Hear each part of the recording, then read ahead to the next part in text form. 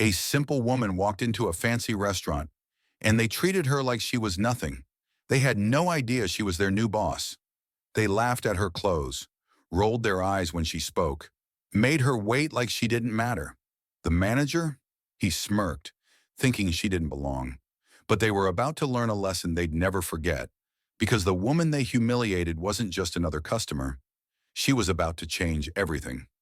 The restaurant buzzed with low chatter and the clinking of fine glassware. Waiters moved swiftly, their uniforms crisp, their expressions carefully controlled, except when their eyes landed on her. She walked in quietly, dressed in simple jeans and a plain white blouse.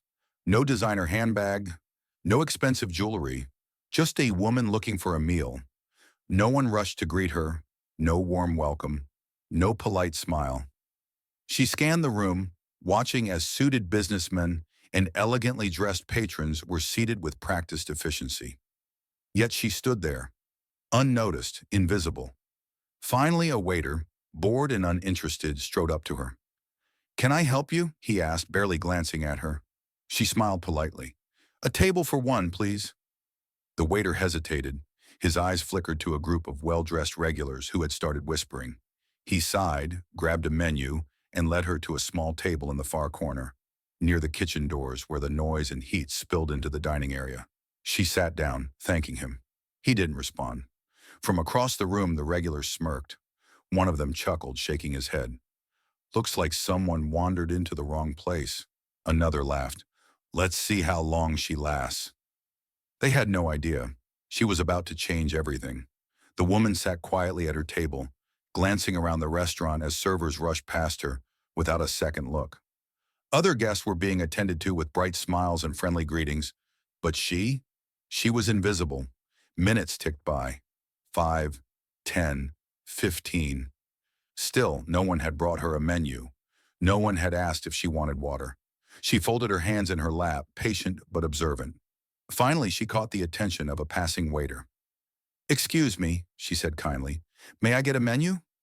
The waiter barely slowed down. He huffed and muttered, "I'll get to you when I can," before walking off. Across the room, the group of well-dressed regulars smirked. One leaned in to whisper, loud enough for her to hear. Maybe she should try the diner down the street. This isn't her kind of place. The others laughed, shaking their heads. At the front of the restaurant, the manager stood by the bar, watching the scene unfold. He was a man who prided himself on keeping an exclusive atmosphere where only a certain type of guest was treated like royalty. And this woman? She didn't fit the image. With a smirk, he strolled toward her table, adjusting the cuffs of his designer suit. "Ma'am," he said smoothly, placing a hand on the back of the chair across from her. "Are you sure you're in the right place?" She looked up, meeting his eyes with a calm, steady gaze. "I'm exactly where I need to be." His smile faltered for a fraction of a second, but he recovered quickly.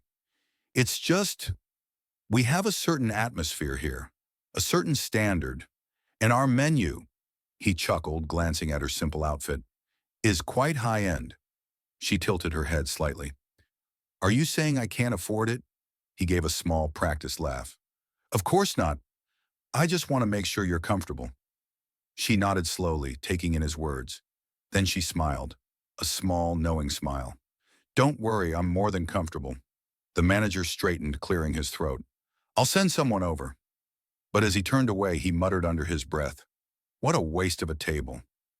What he didn't realize was that his words, his attitude, would cost him more than just one table. They would cost him everything. The woman sat patiently, her fingers resting lightly on the table.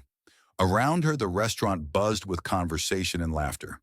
Plates clinked, glasses clattered, and waiters moved swiftly between tables, except when it came to her.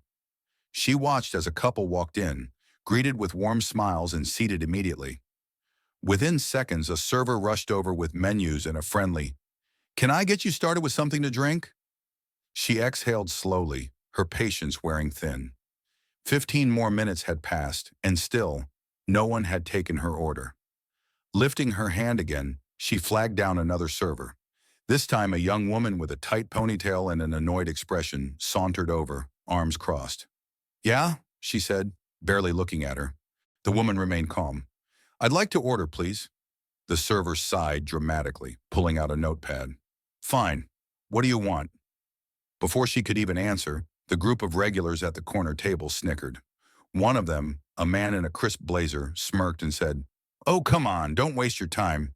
She's probably just here for the cheapest thing on the menu." Laughter erupted from the table, but the woman didn't react. She simply smiled, as if she knew something they didn't. The server, clearly picking up on the group's attitude, tapped her pen against the notepad impatiently. "So? Are you actually ordering or not?" The woman's smile didn't fade. "Yes, I'll have the chef's special, please." The server arched an eyebrow. "The chef's special?" she repeated, as if the woman had asked for something outrageous. "You do know that's the most expensive dish we have, right?" The woman nodded. "I do." The server rolled her eyes but scribbled it down anyway. "All right, whatever," she muttered, turning away without another word. At the corner table, the blazer-wearing man chuckled. "Well, this should be interesting," he murmured to his friends. "Let's see if she can actually pay for it." The woman heard every word, but instead of looking upset, she looked amused. She tapped her fingers lightly against the table, her smile never fading, because soon they were all about to learn a lesson they'd never forget. It wasn't long before the woman's food arrived, the chef's special gleaming on the plate. The dish was carefully arranged with vibrant colors and an aroma that made everyone around her glance over. The server, still showing a hint of impatience, placed the plate in front of her without a word. The group of regulars at the corner table, however, wasn't done. They continued to whisper and laugh under their breath, clearly thinking this was some kind of joke. "Is she really going to sit there and eat that?" one of the men sneered. "Looks like she doesn't know what she's in for." The woman ignored them completely, her attention focused on the food in front of her. But just as she was about to take her first bite, the door of the restaurant swung open with a loud jingle. A tall, confident figure stepped inside, someone clearly important. The man made his way to the front, greeting the host, and then his eyes landed on the woman sitting at the table. A look of recognition passed over his face.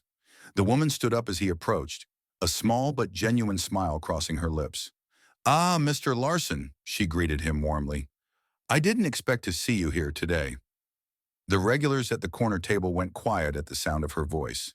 They had no idea who this man was or what was going on, but something about the way he greeted her felt different. Mr. Larson nodded with a grin. "Well, I must say it's a surprise seeing you here. How are things going with the restaurant?" The woman's smile grew. "Better than I expected, actually," she said, her tone light but sure. The group of regulars blinked, looking back and forth between each other, clearly confused. The man at the corner table, who had been mocking her earlier, now looked unsure. He leaned over to one of his friends, whispering, "Who is that? And why does she know the owner?" A smile tugged at the woman's lips as she glanced over at the group. Then, turning back to Mr. Larson, she said, "I'm doing well. Actually, I'm glad you could make it. I'd like you to meet my new staff. Your team will be working with them soon." The man's face went pale as he finally made the connection. His jaw dropped in disbelief. The woman turned toward the group of regulars who were now watching her with wide eyes. "Oh, and by the way," she said, her voice sweet but firm, "I'm actually the new owner of this place." The entire room fell silent. The room went completely silent. The people who had been laughing and whispering only moments ago were now frozen, their eyes wide in disbelief. The woman, who they had thought was just some regular diner, had just dropped a bombshell. "I'm the new owner," she repeated, her voice calm, but with an edge of authority. It was like everything in the restaurant came to a halt. Even the clinking of glasses and silverware seemed to stop. The man from the corner table, who had been leading the mockery, stood up slowly, his face pale. He looked as if he had seen a ghost. "You're the owner?" he stammered, clearly not believing what he was hearing. She smiled politely, nodding. "Yes, I'm the new owner, and I've been working hard to bring some changes to this place." Her words were simple, but the confidence behind them was undeniable. The regulars, who had spent the last hour making fun of her, now looked like they wanted to crawl under the table. They exchanged nervous glances, not sure how to react. The mood had shifted completely. The woman who they had dismissed as unimportant was now in charge. "Well, I guess we'll have to get used to that," one of them muttered under his breath, trying to save face. but the embarrassment in his voice was obvious. She didn't flinch. Instead, she continued, "I've seen how things have been run around here. I've noticed the way some of the staff are treated, and I'm not okay with that. Change is coming." The group was silent. They didn't know what to say. They had assumed they could treat anyone poorly if they didn't look the part. They had thought the woman, who was sitting alone and dressed simply, was beneath them. But now she had shown them just how wrong they were. The man who had spoken up earlier now looked down at the table, not daring to meet her eyes. He was the one who had been the loudest, making rude comments about her all evening. Now he could barely bring himself to speak. "I'll be sure to treat the staff with respect from now on," he finally mumbled, though it was clear he wasn't happy about it. The woman nodded, satisfied with his response. "I appreciate that," she said. "Now, if you don't mind, I have work to do." As she turned to leave, the group sat there, stunned. The restaurant felt different now. The power dynamic had shifted in a way they hadn't seen coming. After the meeting, Rachel stood by the large glass windows, gazing out at the city below. She couldn't help but smile, seeing all the changes starting to take shape. Just a few days ago, Wakefield was a company stuck in the past, but now it was beginning to transform into something better, something that truly cared about people. Meanwhile, Christine's old team was adjusting to the new reality. Some of them had left, their loyalties tied to the old ways of doing things, and that was fine by Rachel. She wasn't here to hold on to anyone who didn't believe in what she was trying to build. The ones who stayed had made the choice to stay for a reason. They were ready for a fresh start. Emily, who had been with Wakefield for years, but had never been given the chance to show what she could do, now found herself in a leadership position. Rachel had seen something in her, something Christine's team had overlooked. It wasn't just Emily's ideas or her creativity, it was the spark that made her different. The same spark Rachel saw in herself when she was starting out. People who had been overlooked, underestimated, or dismissed. Rachel made it her mission to find these hidden gems, to find people who had real talent, but no one had ever bothered to look past the surface. As she worked closely with her new team, it became clear the changes Rachel was making were not just about policy or structure. They were about creating a culture that valued people for who they were and what they brought to the table, not just what they looked like or where they came from. For the first time, people started to feel like they mattered. They didn't need to be part of the right group or look a certain way to get ahead. All that mattered was hard work, passion, and dedication. That afternoon, Rachel met with a group of potential investors. She was excited, but she wasn't worried. The company was heading in the right direction, and the right people were now at the helm. As she spoke about the future, about the new direction of Wakefield, she could see the investors nodding, intrigued by what they were hearing. This was the beginning of something huge. And as Rachel looked out at the city again, she knew this was just the start. The old Wakefield was gone, and in its place, something new, something real was emerging. The next few weeks at Wakefield flew by. It was like watching a garden grow, little by little, as the seeds of change started to take root. Employees who had once felt invisible were now finding their voices. They were excited to share their ideas, confident that they wouldn't be dismissed just because they didn't fit some outdated mold. The company was buzzing with energy, and it felt different, genuine even. Rachel noticed something else too. The atmosphere in the office was lighter. People smiled more, joked around, and actually spoke to each other in ways that weren't just about work. It was like the walls that had once separated everyone had come down. Even the most reserved team members were starting to open up. One afternoon, Rachel had a meeting with one of her managers, Marcus. He was new to the company, and he'd already seen the positive changes Rachel had made. "You've really turned things around," he said, leaning back in his chair. "It's like a completely different place." Rachel smiled, but she knew it wasn't just her. "It's not me. It's everyone. They just needed the chance to shine." It was true. People who had been overlooked or undervalued for so long were now stepping up and showing what they could do. It wasn't magic. It was just giving them the opportunity to show their worth, and in return, they were giving everything they had. Rachel's phone buzzed, pulling her out of her thoughts. It was an email from one of their biggest clients, the Allian Group. They wanted to meet to discuss the future of their partnership with Wakefield. Rachel had a feeling this meeting would be different from the ones she'd had in the past, and she couldn't wait to find out why. The next morning, Rachel sat at the head of the conference table, a smile playing at the corners of her mouth.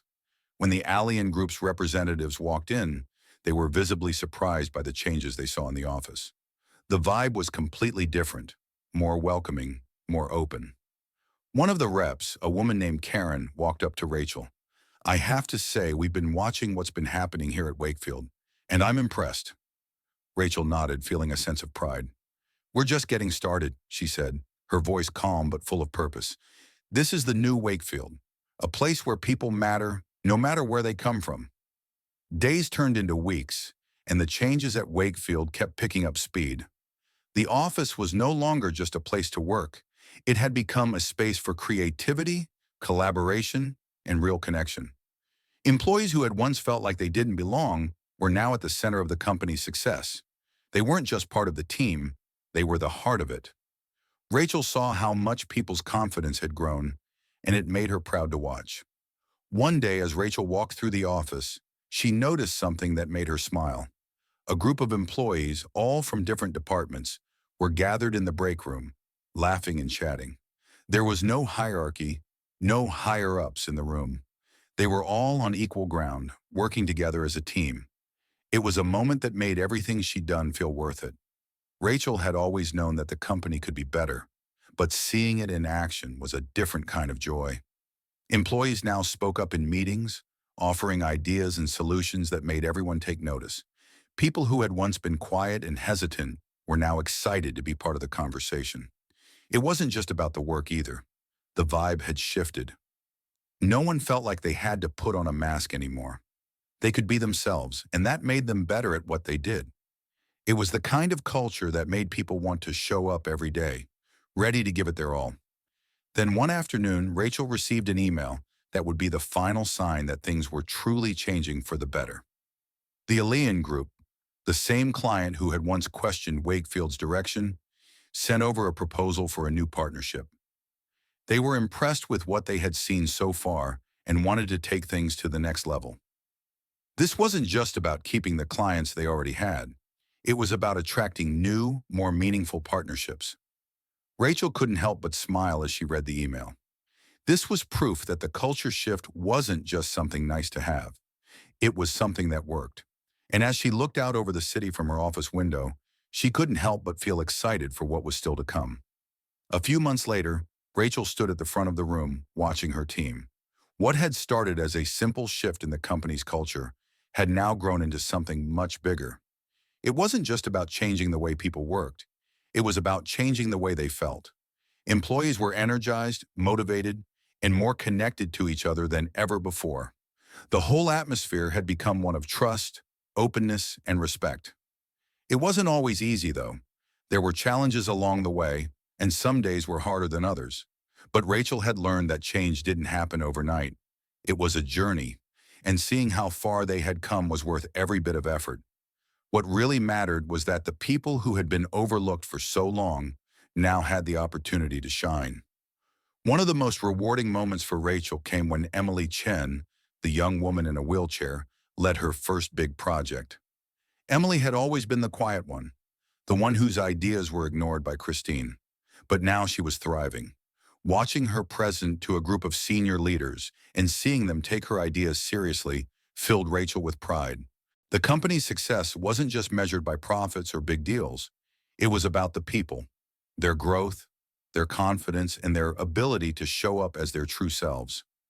That's what made Rachel's leadership so different from what had come before. She didn't just want to make money, she wanted to build something lasting, and that meant putting people first. As the months went on, Rachel found herself thinking about Christine less and less. The memory of that first meeting in the office, where Rachel had calmly explained Christine's departure, was fading. What mattered now was the future, where the company was heading and the difference they were making. One evening, as Rachel sat in her office watching the city lights twinkle below, she reflected on how far they had come. She had set out to create a company where everyone felt valued, no matter their background, and that's exactly what she had done. She smiled to herself, knowing that the real work had just begun. The transformation was only the beginning. It wasn't about changing who people were. It was about giving them the chance to be the best version of themselves.